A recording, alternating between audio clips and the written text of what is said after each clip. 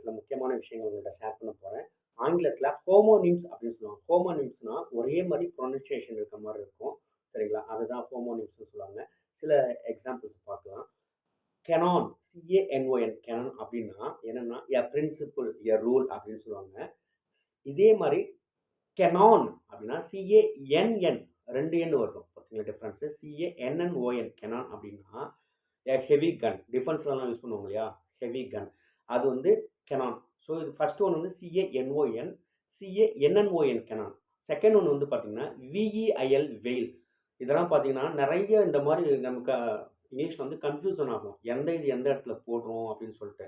So அதுக்காக கொஞ்சம் அதை நுணுக்கமாக தெரிஞ்சுக்கணும். விஇஐஎல் வெயில் அப்படின்னா சேம் ப்ரொனன்சியேஷன். டபிள்யூஏஐஎல் வெயில். ரெண்டுமே ப்ரொனன்சியேஷன் சேமாக இருக்குது. That is called homonyms. அப்போ ஃபர்ஸ்ட் ஒன் விஇஐஎல் வெயில்னா இந்த விண்டோ ஸ்க்ரீன் இருக்குல்ல, கர்டைன், டோருக்கு போகிற கர்டைன். சரிங்களா? டபிள்யூஏஐஎல் வெயில்னா அழுகிறது, வீப்புன்னு சொல்லுவாங்க இல்லையா? அதான். அடுத்தது வந்து பார்த்தீங்கன்னா டிசீஸ்டு, டிசீஸ்ட், டிஐஎஸ்இஏஎஸ்இடி டிசீஸ் அப்படின்னா நோய்வாய்ப்படுதல், சிக்கு.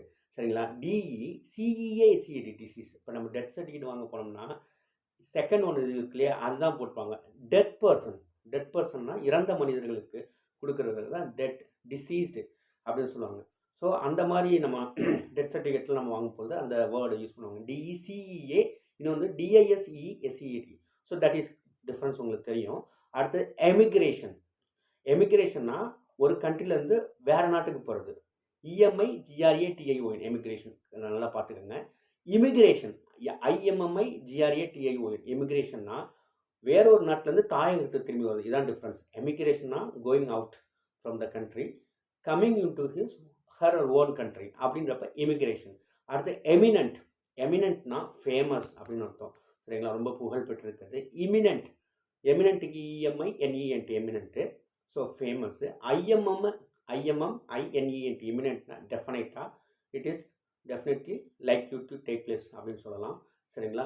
இந்த மாதிரி தான் டிஃப்ரென்ஸ் இருக்குது. அப்புறம் இன்னொரு விஷயம், ஆப்போசிட், ஏபிபிஓஎஸ்ஐடி. ஆப்போசிட் அப்படின்னா ரெலவெண்ட்னு அர்த்தம். ஒரு தொடர்பான, ஒரு சம்பந்தமான அப்படின்னு சொல்லுவோம் இல்லையா? அதுதான் ஆப்போசிட். ஏபிபிஓஎஸ்ஐடி ஆப்போசிட். ஆப்போசிட். அடுத்தது ஓபிபிஓஎஸ்ஐடி ஆப்போசிட் நமக்கு தெரியும்.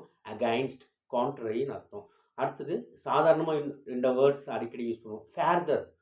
ஃபேர்தர் அப்படின்னா distance. How farther this place is from here அப்படின்னு நம்ம யூஸ் பண்ணுவோம் இல்லையா? எஃப்இஆர்டிஹெச்ஏர் ஃபேர்தர் அப்படின்னா டிஸ்டன்ஸு. ஃபர்தர், எஃப்யூஆர்டிஹெச்ஏர் ஃபர்தர் அப்படின்னா அடிஷ்னல்னு அர்த்தம், கூடுதலாக. சரிங்களா? ஸோ இன்றைக்கி இதோட முடிச்சுக்கிறோம். இன்னும் நிறையா இருக்குது. கொஞ்சம் கொஞ்சம் அப்பப்போ பார்ப்போம். Thank you so much.